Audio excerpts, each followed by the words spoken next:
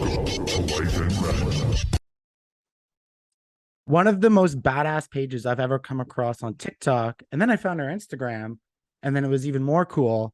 Bridget, finally glad we can connect here. Yeah. Finally. My God, it's been like a year.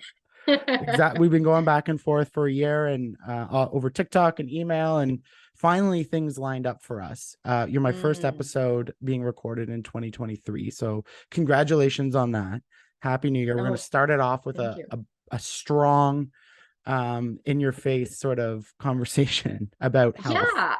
I can bring that energy. That in your face seems to be the the going rate of me. That's sort of one of the things I love most about your channels is like, one, it's obvious that you know what you're talking about. You're very confident and it's clear you're an expert, but it's sort of the way you deliver it in a way that's like there's human, but there's also like you just no bullshit. Like that's basically what I'm trying to say. Like you're very like clear and direct, and I love that about it, and that's what resonated with me so much. So I want to like sort of introduce who you are and what you do. So Mhm. I mean, you probably have like many titles and many areas of expertise, so I'll let you sort of describe it. But how did you get here?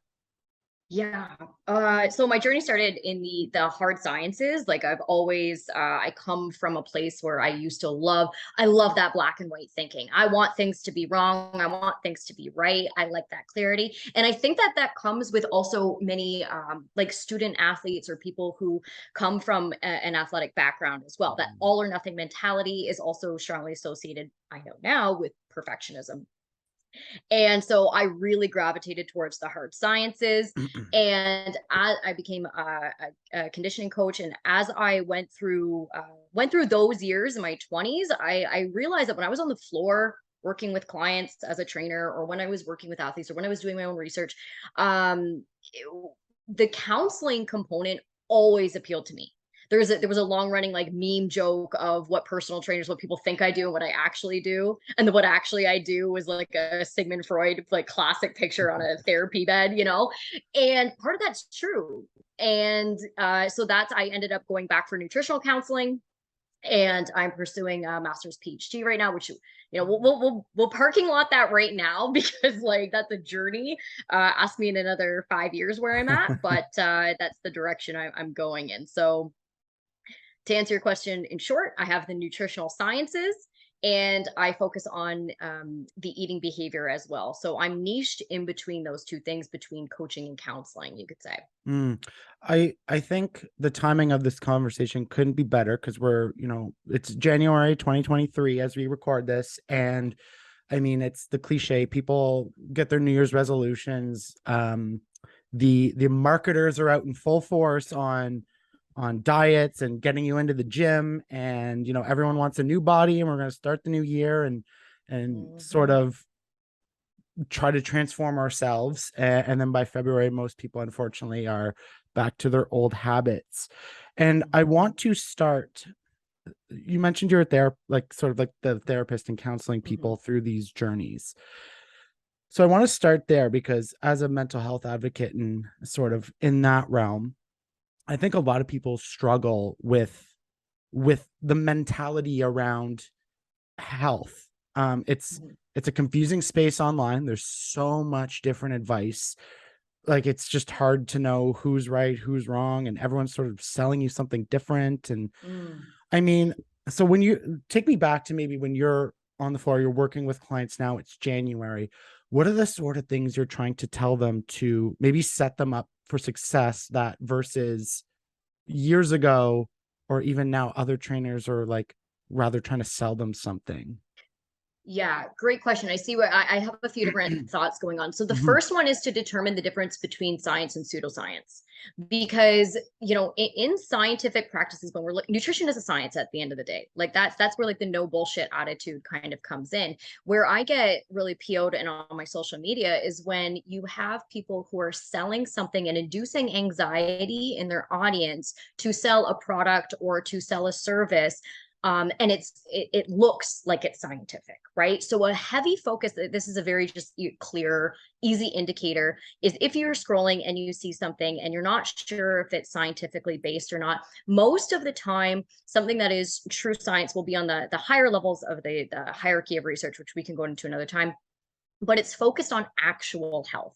And they're usually very specific claims. And think about just basic ethics. Like if I say something, and that's a lot of the reason why I don't give a lot of specific information online, because of ethical reasons, right?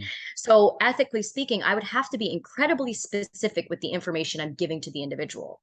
Whereas in pseudoscience, an easy tell is most of the problems are about weight. It's very heavy weight focused. It's very individualized, like it's your problem, this is your fault. Whereas in science, we're still talking about the social determinants of health.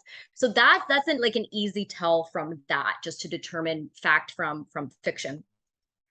Then what you find out that they're selling most of the time. So after they've induced some anxiety in you, and they do this through two different ways. This is media literacy, but usually using attention grabbing headlines, right? Or some sort of attention grabbing imagery. So I still do it. It's like, oh, 10 things you didn't know about avocados. I'm like, oh my God, I'm like a nutritionist, but I'm like, oh, what is it? What could it be? And you want to click, right? The click is the buy-in. Once you have the buy-in, you're like, oh no, what's going on here, right? That's when your ads start to go crazy. So after you click and you see, okay, and now something is being sold to you, it's that little bit of anxiety that's really making that sale. And so in this instance, the example is, just a click or a follow. And then once you have that buy-in, it starts to build, and you may find that they're usually selling some sort of diet, fad diet or supplement, or services that are not maybe ethically sound. So then from there, like we could talk a little bit about the fad diet cycle, like why people buy in there. So it all starts with like a desire to change, right? So that desire to change comes from some sort of anxiety. Typically the one we talk about the most, is a desire to change weight or shape. And with this usually comes some sort of fad diet. So say you buy into that ad of 10 things you didn't know about avocados, and it's some personal trainer going, oh my God, we're going on an avocado diet here, and we're not going to eat anything else other than avocados, and this is the way to go. You also have to buy these $10,000 worth of supplements. Okay, so you buy in, you're like, oh man, this avocado diet is going to change my life, right?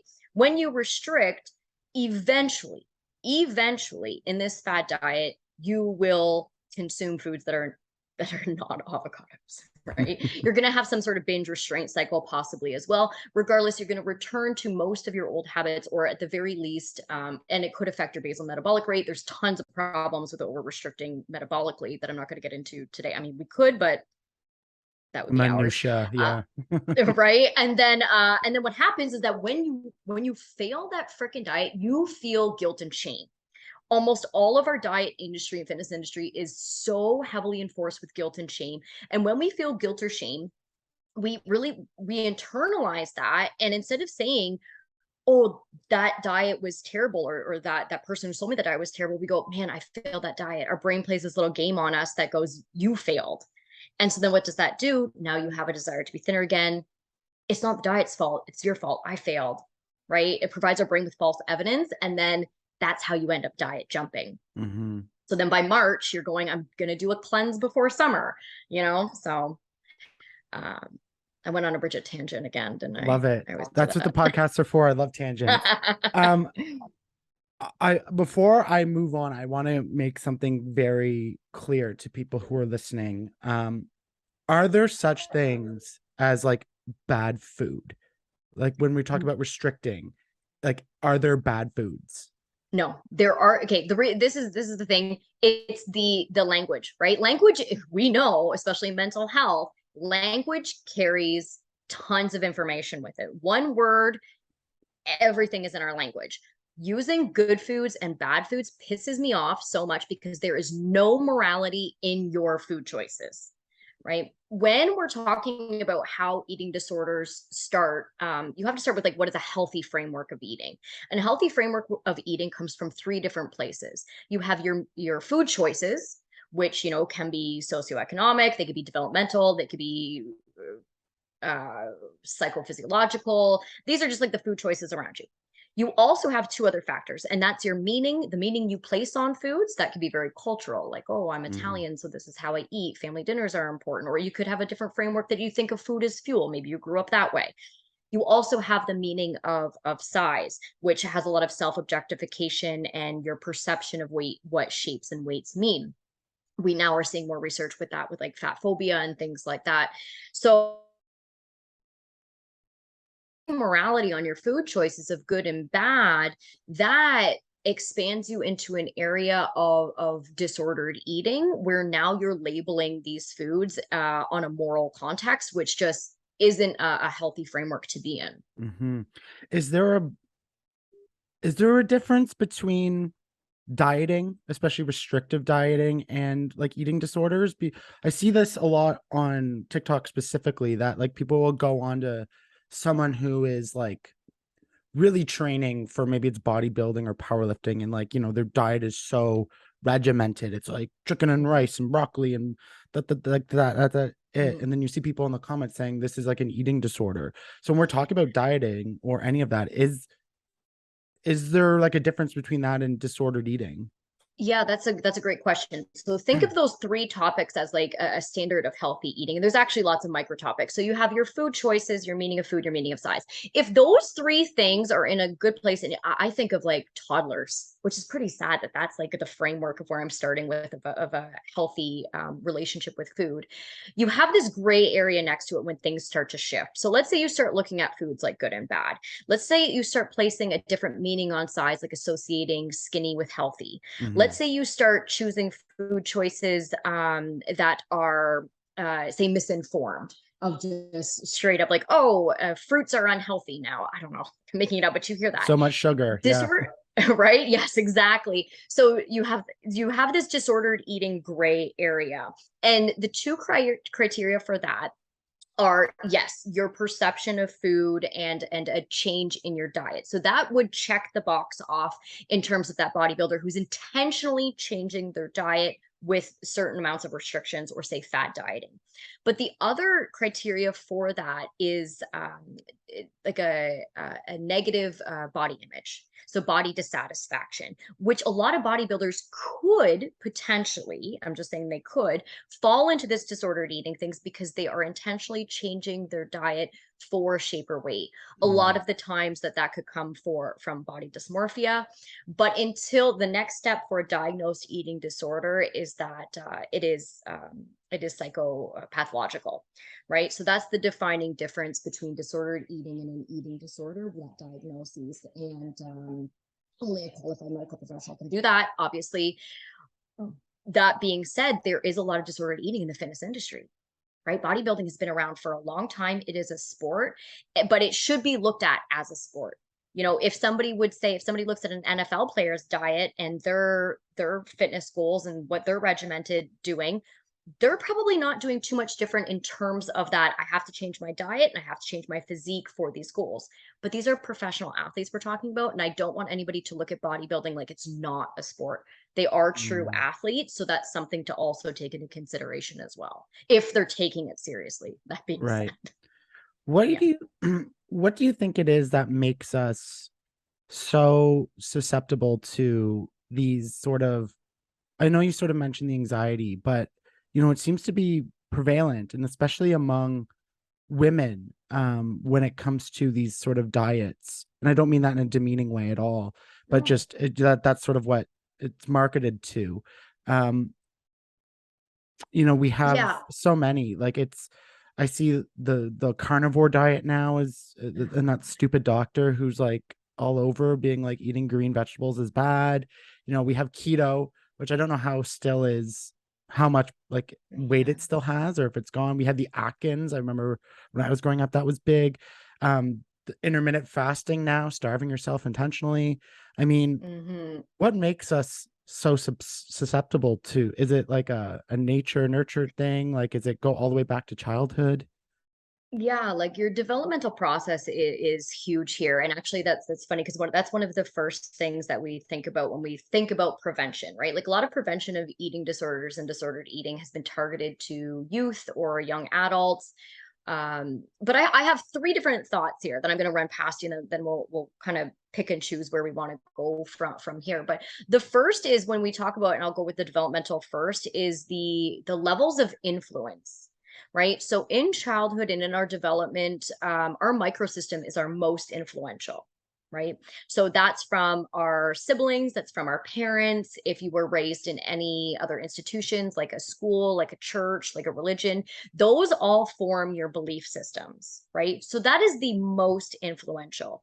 When we're talking about gender roles, my thoughts also go to boys are more socialized in general and in the past to be more vocal, tease each other, and things like that, which a lot of body and body image things can come from, which I'll go into next when we talk about the appearance ideal cycle. And girls are more socialized to value their self-worth on their counterparts opinion, right? So you have kind of the stereotypical boys mouthing off, girls internalizing boys mouth. So that's like a socialized pattern, unfortunately. So what happens, and why you bring up, women almost, I don't want to say falling for, but kind of falling for these fat diets more often. Well, I'm sorry, I shouldn't say falling for. I should say that, when we look at, for example, for a framework here, when we look at rates of, say, obesity, approximately 50% male, 50% female, right? If we're going with standard, like the old, gender, everything. So that's what we know from the science. But we have 90% of women investing in weight loss programs, right? So if it's the same if you're even talking about, say, the benefits of losing weight for people who are obese, which, that has its own thing going on right now. Why is it that 90% of the people investing are women? So that goes into the appearance ideal cycle. And the appearance ideal cycle is basically this faulty belief system that you're not working hard enough. It is possible for you to achieve. And it's interesting that we have women of all different shapes and sizes, all different demographics. You could put a 16-year-old girl next to an 80-year-old woman and ask them what the appearance ideal is, and they both have the same like physique. They both want the same body, right? It's like, why is this happening? So it's a sociocultural effect. And it starts with social commentary. So this is how the boys are also involved and how the self-worth gets involved. So everything starts with the social commentary. And this is why a lot of my social media is like, shut the fuck up. Like, don't make comments about people's bodies. Don't make comments about people's plates, because this is where seeds are planted. So you have that social commentary. So say it's a daughter and her mom goes, oh, I can't eat that, I'll get fat, right? Automatically, and this is normal, we have that internalized self-objectification. How do I measure up? Right? If mom thinks she's fat, what do I look like? If my partner says something, if the boys at school say something, whatever, it's all about how do I measure up. Men do this too. This isn't just a woman's thing, but I'll go on. So what happens is when we have that self-objectification of how do I measure up, and it's almost an impossible standard or something that's not realistic for us, or the demographics don't match up, it just doesn't make sense. We internalize the guilt and shame again. And it's totally normal when we feel shame, and all of us experience it and not a lot of us talk about it. We lower our overall self-regard for our safety. Our safety just kind of depresses just like that. And we go, yeah, I guess I don't really care. And your risk factors go up. So you're more likely to take a risk. You're more likely to make an investment. And guess what you're going to make an investment in? The appearance ideal. How do I start to look like that? Right? So it may start with one fad diet that maybe a teenage girl starts when she's 14, 13, whatever. And then by the time she's 25, she's maybe investing in cosmetic surgery or things like that, because the cycle continues. Because what do you do when you have like a great restaurant that you tell all your friends about it, right? So when you make an investment in something, now all of a sudden you're investing and you're going to have that social commentary on this. Well, if I'm working at it, why can't you work at it? Well, if I'm doing it, this is my favorite diet. Why don't you try this diet? You haven't tried the avocado diet? Man, I lost 10 pounds this weekend, right? Going to come back on, and then you have that self-objectification of how do I measure up? So that's how it perpetuates. Yeah, it's so interesting, the comparisons we make. And even, I mean, I'm super aware of it. And even I catch myself sometimes, looking at a man on social media and be like, wow, I wish I could look like that. There's actually, just like as a quick aside, there's some guys who like are super ripped and, looking really sharp, but then they'll do a video of them like looking what they're like, not with perfect lighting, not in the gym with a pump. And it's like they sort of have a belly. I'm like, oh, that actually makes you feel like a lot better. And I love when people are a little more real like that. Yeah. So like when it comes to this, because I think a lot of people are going to be asking, well, then, Bridget, what do I do? I've been trying. I want to get my health in check. It doesn't even have to be about like radical weight loss. It's just I want to feel better. I want to, and I have this person saying don't eat meat, this person saying don't eat carbs. You have diets, lifestyles, like the paleo or vegan or Mediterranean diet that are sort of not diets, but they are, because they are restricting certain. I'll let you talk about that. But like, people are just wondering, what do I do? I want to get healthy, and I don't know what to do that, especially when it comes to eating.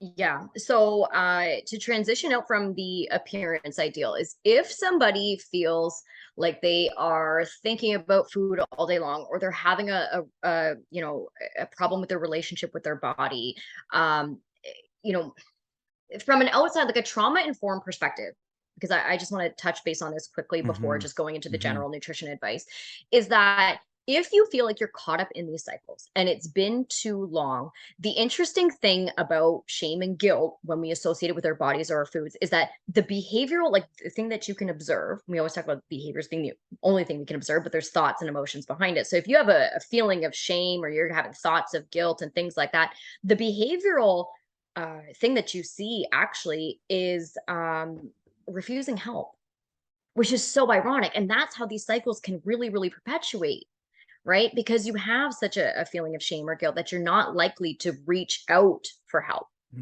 So one of the things that I want to say is that if you're feeling guilt or shame, you need to stop the cycle and reach out. Like, that's just first and foremost, especially if you can find a trauma informed therapist, if you can find a nutritionist, just reach out for help with anybody. Like, just get out there, tell a friend, tell a family member that that's what's going on. So that's first and foremost. Secondly, when it comes to if people want to improve their health, go with the clinical guidelines, right? There's free information. We're both in Canada. There's free information on our websites. The work is already done. The work's done for you. Make sure your plate looks balanced most of the time, right? When you're doing things that are most helpful for you most of the time, you will have health.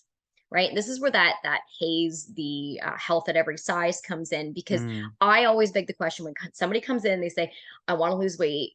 I'm like, okay, you want to lose weight, but like, why? Like, what is, I know it's your body, your choice at the end of the day. If you came into a tattoo shop and you wanted a bunch of tattoos, I'd say, all right, like, let's scan it out. And are you sure you want your whole body covered in tattoos? All right. So I understand the body autonomy at the end of the day. So you really have to ask yourself, will losing weight actually make me healthier? Or is this pursuit of weight loss more because of things like the appearance ideal, or because of how you're treated when you're thinner, or because of some sort of false sense of happiness? I've been doing this a long time. I can tell you right now that everybody who loses weight, it doesn't necessarily make them a happier person, right? Your clothes may fit a different way, or you may be treated differently, but your biomarkers, maybe they've changed, maybe they haven't, but happiness is a different thing altogether. That's a big one, because I think everybody, I mean, we're told all the time, if you're obese, I mean, it's a tricky subject because you don't want to demean anybody, and I don't know the science, but when it comes to things like obesity and fat phobia and health at any size, there again, that's sort of like another contradicting opinions on science on that. And I mean, I don't really know. I do know that everybody, no matter who you are and what your size is, deserves respect and dignity. That, I mean, that's first and foremost. But when it comes to obesity, and I'm not even going to get into like the obesity of the BMI scale, but I think the science is pretty clear, correct me if I'm wrong, that there are risk factors from being that. So how do you balance that all into from like a psychological perspective? Yeah. So let's say, for example, somebody is obese, and if they They couldn't go for surgery until they lost a certain amount of weight because it's a health risk, right?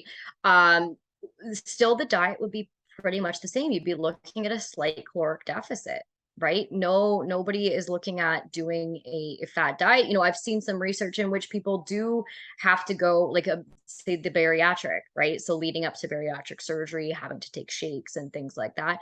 That comes with a lot of psychological I was going to say fortitude, definitely fortitude, definitely strength. But they have clinicians on staff to help talk about those things, right? So if you're going through a medical procedure in which there are clinicians to oversee your mental health as you go through a diet, that's not a diet you should be trying to like replicate at home. Like, you know what I mean? So, going back to the basics of nutrition, are you drinking enough water? Are you getting enough fiber? Are you getting enough protein? Does your plate most of the time look like 50% vegetables and fruit, quarter some sort of protein, quarter some sort of starchy or carbohydrate, right? Go back to basics. And most people will, if you're underweight, you will most likely gain weight, because we also have diets for people who are being treated for other things that they need to gain weight, right? So diets are a treatment when we talk about them in that sense. And I like to look at them like a medical procedure, right? I think that that's a helpful framework. So if you're doing things most of the time, somebody who is underweight will most likely gain weight. Somebody who is significantly overweight, they will lose weight, right? And that's just calories in, calories out at the end of the day, right? Or overall energy balance. Obviously, you want to make sure you're getting as quality macronutrients as possible. And when you're getting as quality macronutrients as possible, your micronutrients will balance out. But what we see is, social media, again, going back to my calling out misinformation, one of my big beefs with the misinformation is they take a top-down approach. So a top-down approach is the opposite of an evidence-based approach. Evidence-based is what I said. Energy balance first, macros, like what's the quality, maybe a little bit nutrient time. Nutrient timing is more important for athletes. For the majority of the population, they don't need to worry about that. And then supplements right at the top, right? If you're deficient in something, all right, let's get it in. Yeah. If we see the opposite in like a lot of pseudoscience, is that top-down approach. Okay, here's the supplements you need. And then here's the nutrient timing. We're going to do intermittent fasting. And then I'm going to talk about the macronutrients. And then, don't worry about calories, like just count chemicals or something. Like that's a series of misinformation taking you down a rabbit hole. But it's easy to it's a sexier sell, I'll tell you that, than doing Make a hard lot of work. money on supplements, that's for sure. Yeah. Those things are not Yeah. cheap. I was like, maybe I should do No. some greens. And I look at the powder, it's like $70 for a month. I'm like, Yeah, for grass. what is happening? Grass clippings. I get so mad. Let's talk about misinformation and disinformation when it comes to this. I'm sure there are a lot that grind your gears. I'm sure we've already kind of covered some, but I don't know if any others come to mind. But what are some of the maybe most prevalent things that like get you fired up? What are some of, maybe things you've seen popular people sort of peddle that you were like, no. Maybe the list is too long. I don't know. The list goes on. I mean, I have my entire social media is based off this. No, the one today, I don't know if you saw the one today. Because I joked, somebody had asked me that the other day, what's the worst piece of information that you heard? And I said in my video, I was like, listen, I've kind of heard it all, but what really pisses me off is like incongruency, right? If there's a trainer out there who's like a bro and going, hey, here's what works for me, and he's talking about all the time in social media, it's a little bit easier to have empathy and go, hey, okay, that's, not quite 100% right for everyone. That's, it's unethical to give everybody the exact same stuff just because it worked for you. And frankly, like, you're out of scope, you're out of line. But he's congruent. He's just saying, hey, here's where I got my information. This is what works for me. So I can maneuver that situation a little bit better. I can, and I can deal with it better. I really get pissed off when I see incongruency, right? Where people step out of their lane, step out of their scope of practice, and they throw out arguments left, right, and center, or cherry pick research, all for trying to get their audience to see that they're correct and they're misinformed. And now I get pissed off because it's like, okay, now you're blatantly spreading misinformation. Right now, somebody has come to you, and I have a lot of great people on my account that I met through COVID, actually on Instagram, and all with preventing misinformation being spread. That really grinds my gears. Is that incongruency of, listen, you've been kind of informed about this, and yet you're still going to push and peddle misinformation, right? That's a big piss off for me. But then like today, and then I saw somebody online tagged me, and it said that to increase salt intake and just nonstop have salt all day long, and that everybody is salt deficient. And I was just like, okay, that's the worst piece of information I've ever heard. Like, never mind, scrap all that. The guy who's peddling salt and his new salt supplement, I was like, I can't, like, I'm done. I think that's I'm done for the month, maybe. I don't know. I'd have to That's go a back. new one. We should all just eat pink Himalayan salt. Actually, who was it? Oh, it was Liver King. I saw. Jesus. He was on a. I don't know what he was doing, but he was like, "It's my all salt dinner," and it's just like salts and a big brick of salt, and I'm like, "What is happening?" I mean, that Yeah, guy's a but you whole saw other. he got Yeah. blasted for having the Oh yeah, $10,000 of supplements a month, yeah, and testosterone, steroids. so Big obviously surprise there. there. I Pardon? mean, I don't care how good the diet is. You're never gonna see me eating raw testicles. I Like, know, right? they could be like, Like, you'll lose 100 pounds guaranteed, and I'll be like, I'm not putting that in my mouth. yeah, yeah. There's some lines that I go, I can't fathom it. Like, it's like, what a joke. Like, that is like the extent of fad dieting, though. Like, I thought that Susan Powder cutting out all white foods was terrible, and then like people are eating balls. Yeah, just like Oh my raw God. everything, like raw. Like, There's all this school, and I'm telling people like consume less testicles. Like, what is happening in the world? Like, it's why honestly did I even go to baffling. school? It's the same thing with that Like, other guy. Like I wish I remembered his name. I know he's on Joe Rogan, but it's just like he's a doctor, so people think he's but he's like leafy greens have like cellophane and that like destroys your DNA or something. And oh it's like yeah. I saw some other doctor being like, you would have to eat like a 18 truckload that's made up, but like 18 truckloads of like leafy green vegetables for it even to For oxalate, for any reaction yeah. to happen. Yeah. Yeah. Another one, I just got called out. Well, I didn't get called out. I saw this humorous video today on TikTok, and I like the guy. Like, I feel like this guy is my spirit animal. And he was just saying on the news, because in Canada, up here, for anyone who's American listening, um we're our new health guidelines have recommended us to max out at 2 drinks per week. Mhm. And Canadian culture is very heavy on drinking. I mean, I don't really know too many cultures that aren't. I never ever recommend alcohol whatsoever. And so I kind of like I didn't call it out, but I did the stitch or whatever with it. Because he goes, well, what am I supposed to do now, just drink pop? And I was like, well, if you put them head to head, like, pop is health, like, you're talking about a known carcinogen in alcohol, and people are like, sugar causes cancer. I'm like, yeah, I don't know anything about, yeah, okay, sure, yeah, just no. So just the amount of misinformation from even commenters you can see that have Yeah. been influenced by others, bringing it into another comment section. I'm like, that's how it spreads. It spreads so freaking fast, you know? Yeah, I mean, for me, and you sort of mentioned at the top, you love the sciences because like black and white, right? You like it right or wrong, or it's like it's easy.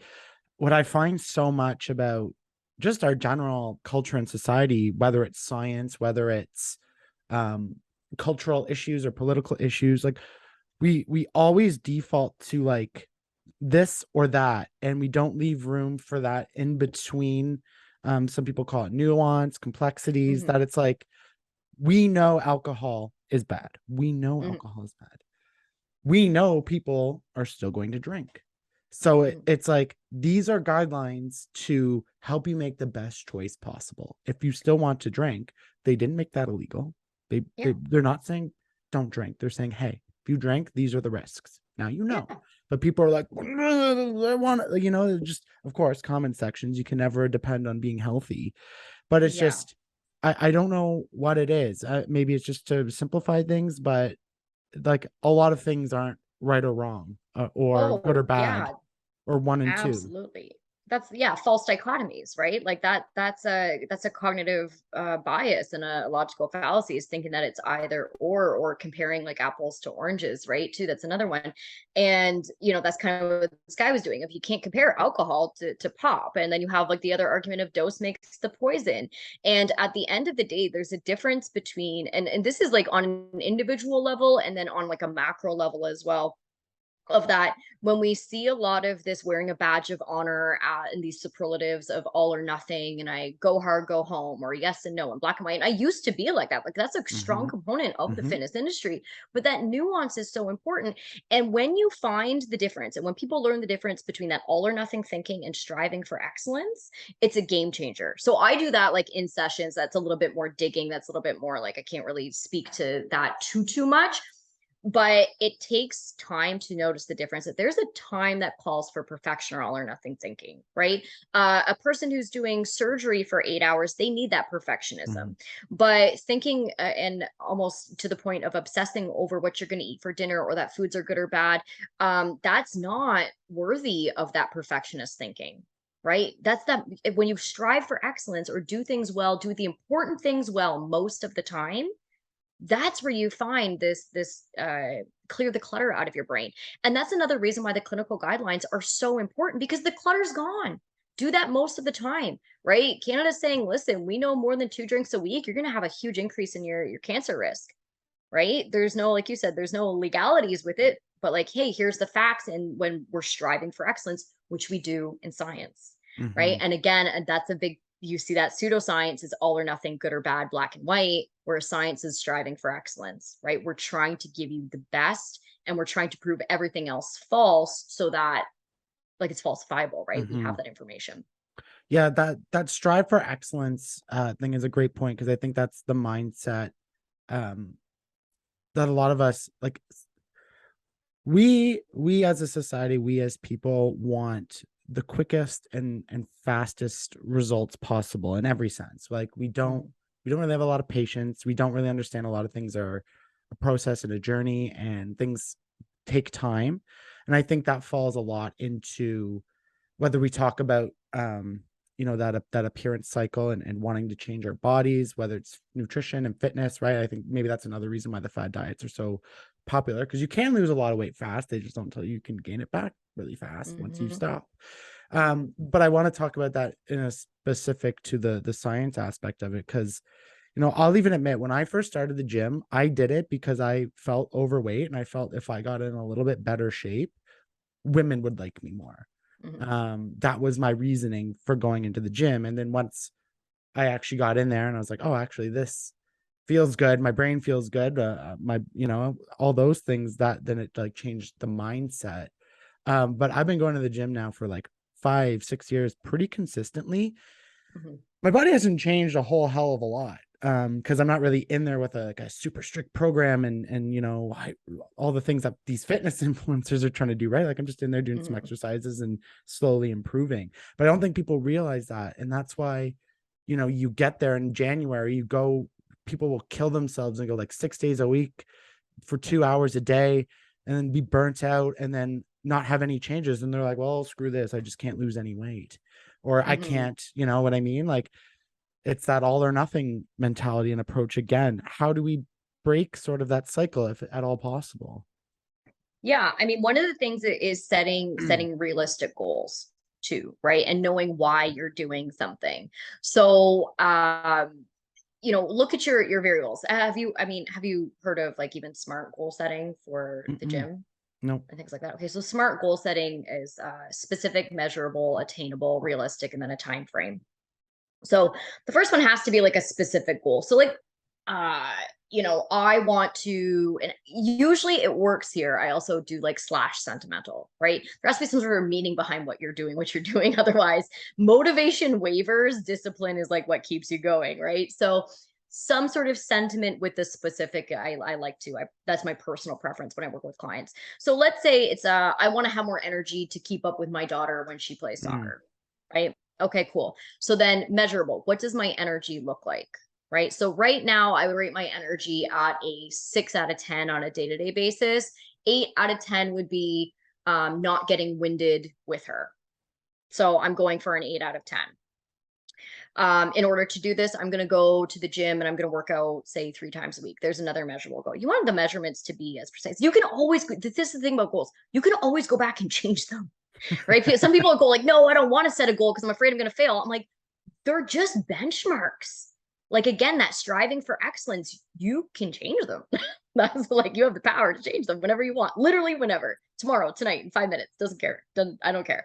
The next one is attainable. Now, with the attainable, this has to be something that is completely within your power. And people, this is the one where people kind of, I see them go awry here.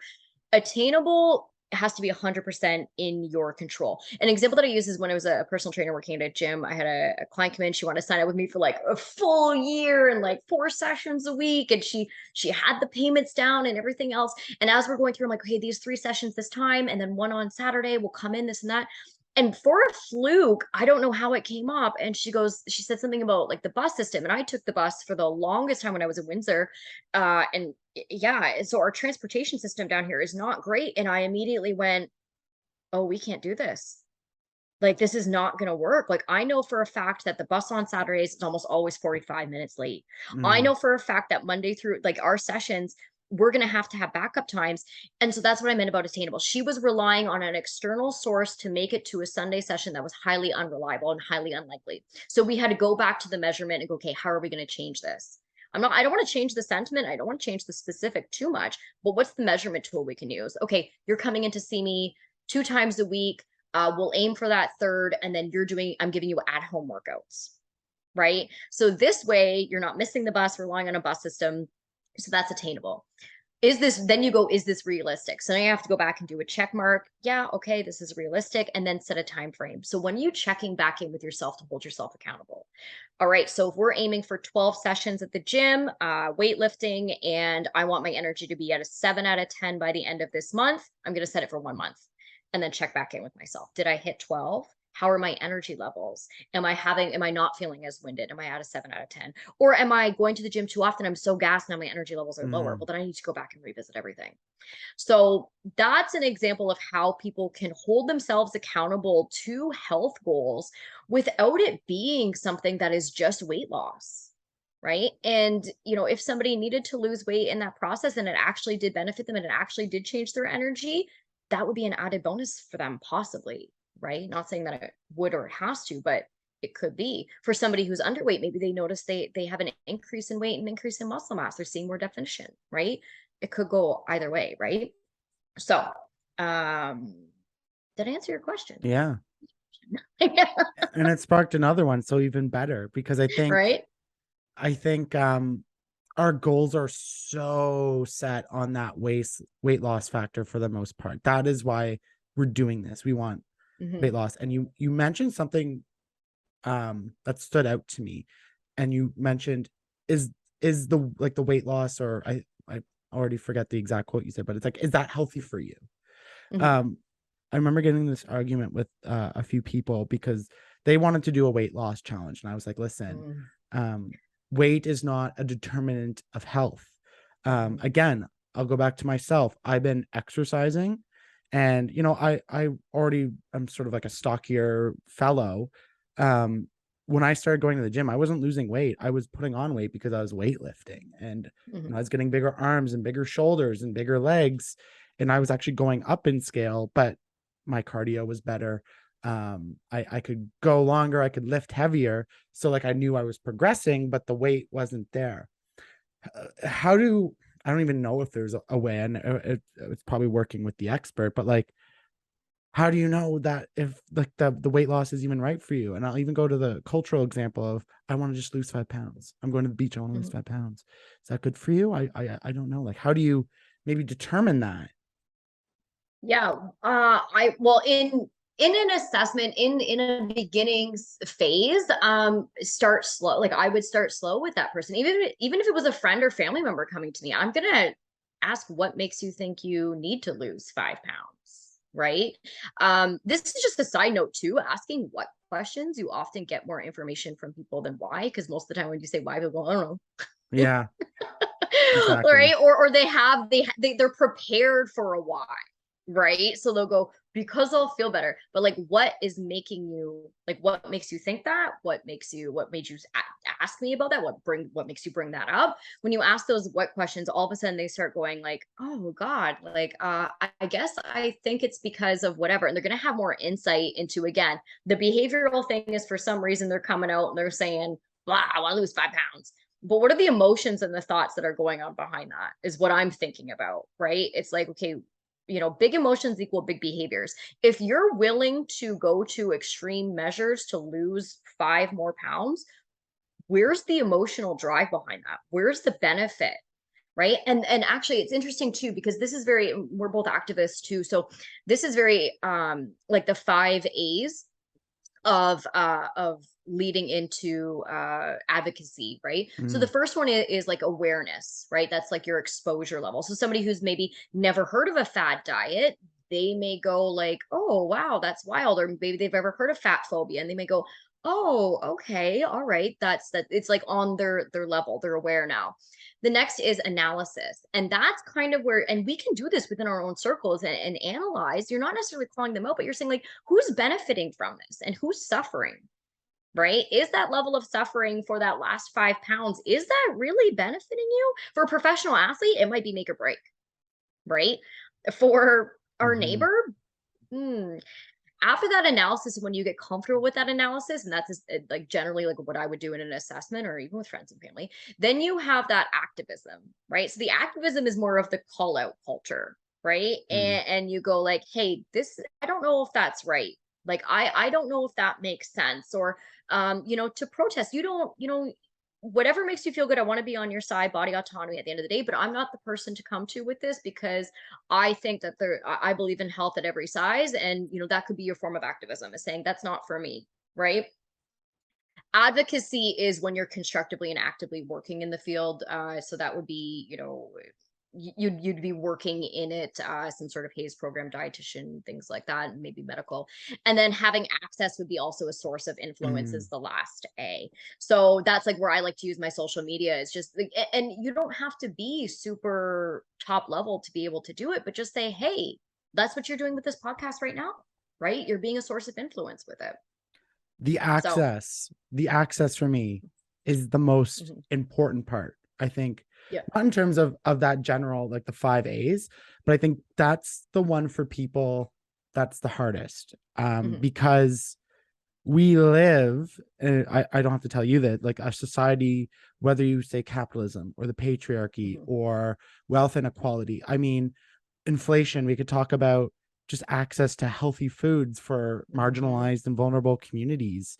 That is, when we're talking about all of this, the access part, I think, is that overlying thing that sort of is the detriment of all of it. Because one, therapy or nutritionist or fitness, that costs money, that costs time, and a lot of people don't have that because we're just working 3 or 4 jobs just to pay rent, and by the end of the day you've worked 22 of 24 hours, not to do it again tomorrow, feed your kids. You go to the store and lettuce is $9 and chicken breast is $40, and you're like, okay kids, I guess it's ramen noodles again, like, sorry. Like, for me, access to all of this is the part that is the thing that sets it all back. It's the hardest part of it all. Yeah. Advocacy comes before, like, all 4 come before that fifth, to access, to be a person who's pushing it out there and trying to get people access to this information and be a source of influence, of information and influence.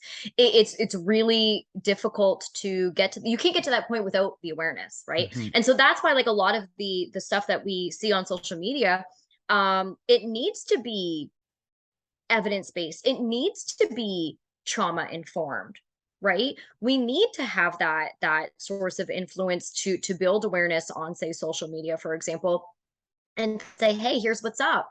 And that can lead to a lot of change as time goes on, because then, say, you have the call out culture of then, like, other people who maybe they're not even, stick with nutrition for right now, but let's say they're not involved, they're not a nutritionist at all, they're not, like, never taken a nutrition thing in their life, but they go, hey, but then they tag me in something and go, hey, Bridget, is this accurate? right? So now all of a sudden they're doing that advocate, they're being activists without even knowing it, right? Because they're advocating for correct information. And you're absolutely right. The access is the most important, because when we're looking at social determinants of health, that's why I get pissed off and I say, don't clear the freaking clutter out of your head about like what, oh my God, I had 10 almonds today. Shame on me. Like, we got to get that shit out of your head, because you got more important things to worry about.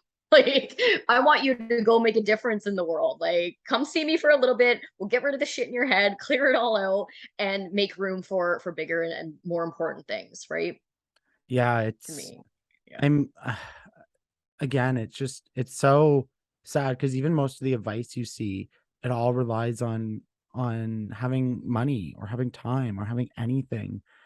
And I don't think we can get to a place in a world where we can talk about this, especially from a trauma informed and psychological sense, mental health sense, all these things, if we're not working to fix these systems. And it's not just on social media, like it's like how you vote, it's how showing up to those community meetings about what they're building and the infrastructure, it's all these like all of it, and it all comes back to just being able to access healthy foods for you and your family. Like it's everything is sort of related, and an interconnected web.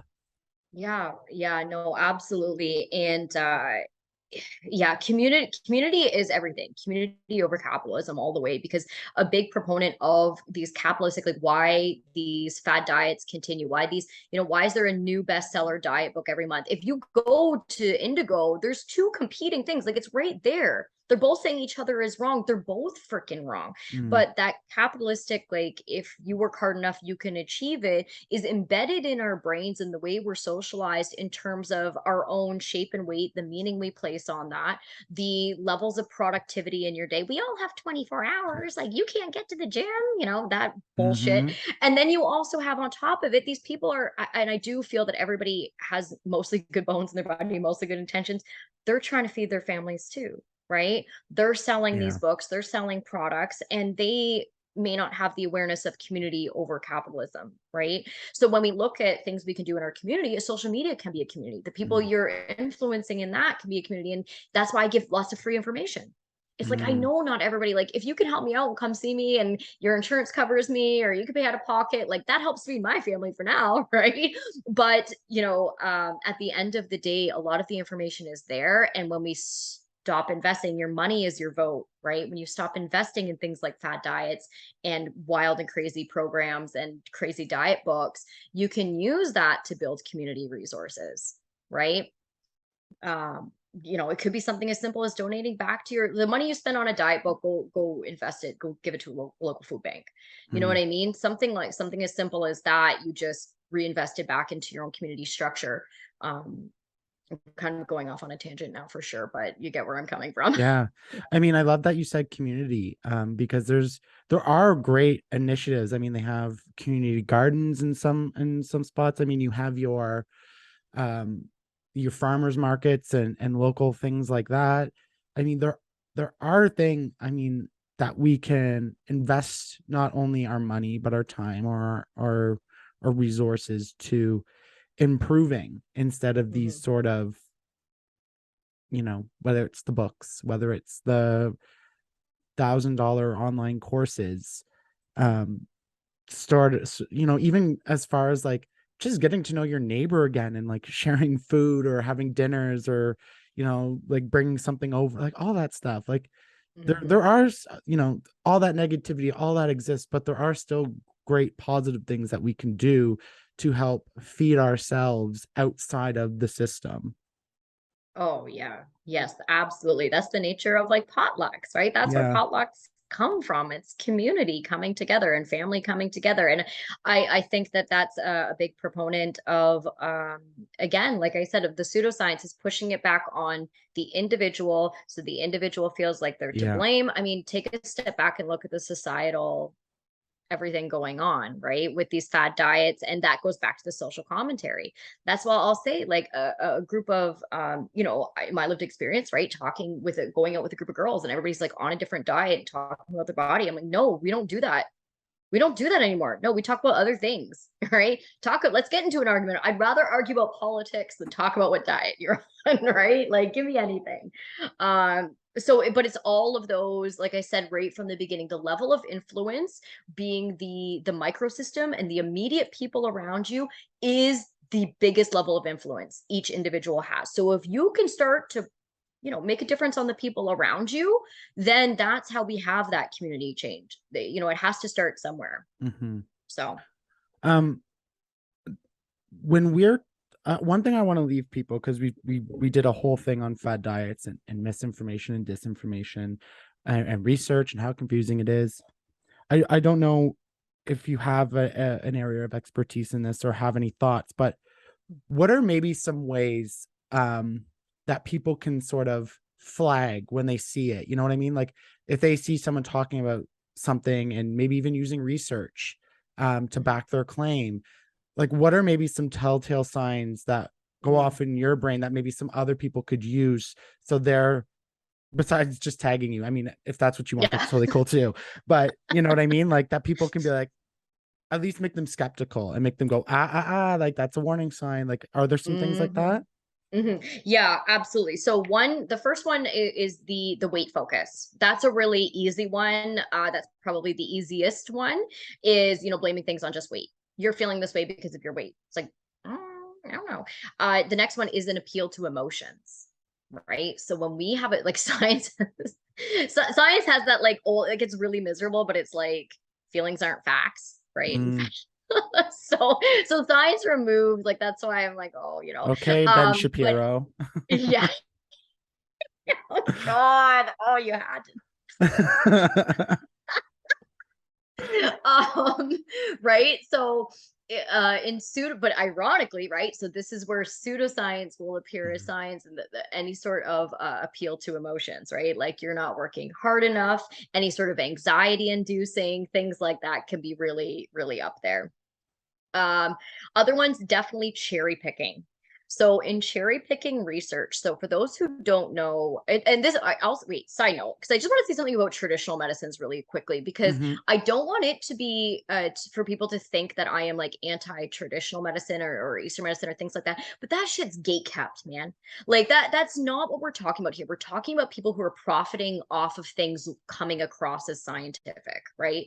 And often there's that wellness pipeline of taking something from the indigenous community and taking something from East, like especially East Asian, lots of African, and going and making a profit off of it. That white wellness kind of We've thing talked going about on. that here before, that's for sure. Yeah, so perfect. Yeah, so the audience already knows about that. So I just want, like, side note, this has nothing to do with that. This is a different topic. And so then shit, where was I going with that? We were talking about pseudoscience, cherry picking. So when scientific evidence is built up, like the lowest level is like your Aunt Karen said she's on a diet. That's anecdotal, right? Then you have the animal and laboratory studies. So if you see a lab study, an animal study, so one of that I'll pick off the top of my head is the thing that was done on resveratrol from wine. And they said, oh, resveratrol has these benefits, it increases like the lifespan of rats. It's like, well, we're not a rat. In order to actually extrapolate that amount, you'd have to drink, like, I think it was 150 something bottles of wine like a day. It was just like, it was absolutely absurd.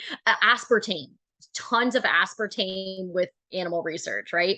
So when we look at that, we go like, okay, like, interesting, right? Fine, whatever. Then you have case studies above that. So case studies, the issue with case studies is that there's no experimental design here. Okay, so that's something to remember. Then you have observational and longitudinal. So this sounds something along the lines of people who live in Italy have longer lifespans. What are they eating? Right? So you have longitudinal, but again, there's no specific design here. Then you work your way up to randomized control trials. So in randomized control trials, they may take something from longitudinal research and go, oh, that's interesting. They have a really high level of omega-3s in their diet. So let's take this very specific group and we're going to compare, contrast people who don't eat a lot of olive oil or whatever. And then at the very top, you have meta-analysis and systematic reviews, in which they take all that information, they filter out the BS, things that had too many problems with it, and they give us clinical guidelines. They say, hey, here's what's going on in this topic. And typically, the more you go up that hierarchy, the more specific it is with specific demographics, age groups. And human trials are very difficult to do in in nutrition, because Mm-hmm. how can you possibly control? So hyperbaric chambers might be used and things like that. Those are really, really top-notch kind of studies. So we take those, but they may have a lower intake. Their N might be like 20, their number of participants. That being said, something to also take into consideration if you see headlines that seem sensational or question pseudoscience is that people will take and report back more positive studies. So the majority of science, like 90, I don't know, I'm making this up in my head, but like a significant amount, more than 90%, they're falsifiable. So the end result is like, yep, we found no correlation. Like that's all of it. And so it just keeps strengthening the original theory because you have to prove it false. So when you get something that goes, aha, we have a correlation, it gets published more often. You see it more often. It's like, oh, there's a positive correlation, and people are like, holy shit. So, but then you find out it's like in a lab rat of like, 10 mice or something. And you're like, oh.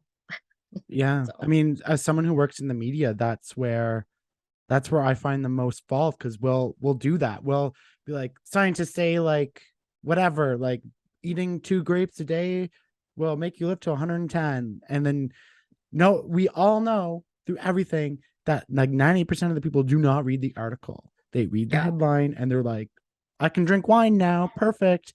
And then you go in, it's like, okay, like they did 5 people, or like they did the rats or whatever, and this is what they found. But then like we'll have a caveat of being like, researchers are still trying to blah, blah, blah. Everyone missed all of that. It just, they saw the headline, they're like, eating that's grapes. that. Yeah, I'm done there. Right. Yeah, that's another thing too, is try to capture everybody's attention. Like when you do a reel or something, it's like, how do I explain this super nuanced topic? And I have 7 seconds before I lose everyone's attention. Right. I mean, another tangent on my part, like that's why I wanted to do this podcast, because I work in media. I know, even from doing interviews myself, it's like, okay, talk about men's mental health. You have 3 minutes and I'm going to interrupt you 4 times.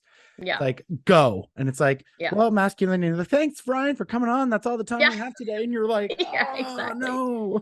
Yeah. And then they post a video of me saying something totally out of context. And you're like, oh, yeah. Great. This is perfect. Yeah, this was the interview, right? Like, I mean, that's our whole media culture, which is why I love talking to people independently and having a long conversation.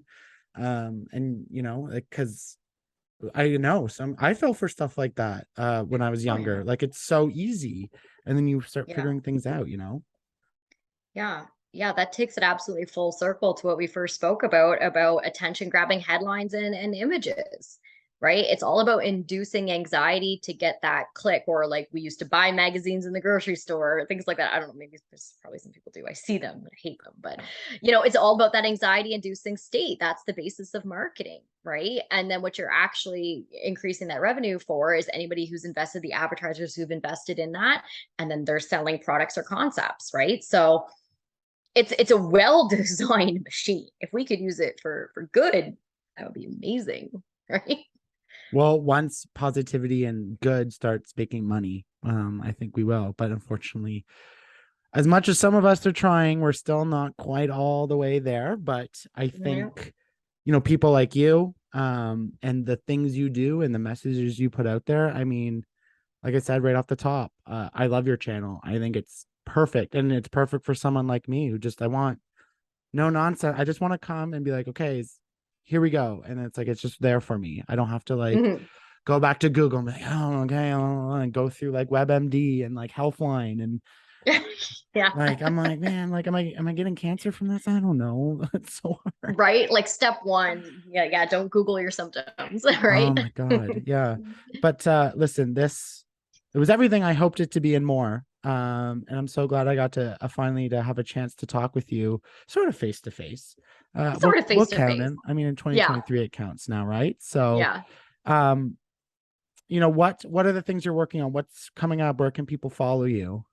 Yeah, so they can absolutely follow me. My Instagram is Fit Nutrition Counseling. My website is Fit Nutrition Canada. My old one got hacked. My old account got hacked. It was terrible. So most of my people like to follow me on there. That's ideal.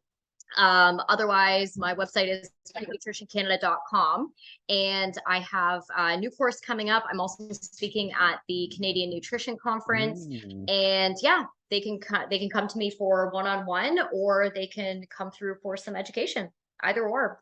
I Or cannot feel free to recommend. tag me in something that they Yeah. think might be bullshit. Watch, you're gonna wake up and it's like Ryan Force that has tagged you in like Yeah. all these videos. I can't recommend your channel enough. I can't recommend you enough, Bridget. Thank you so much for sharing your time and your expertise with me. You're incredible. I'm a big fan, and I can't wait to see what you keep putting out. I can't wait. Thank you so much for having me, Ryan. I hugely appreciate it. And we will be in touch for sure for probably a follow-up number 2, because we got lots of info. Never stops. Never stops.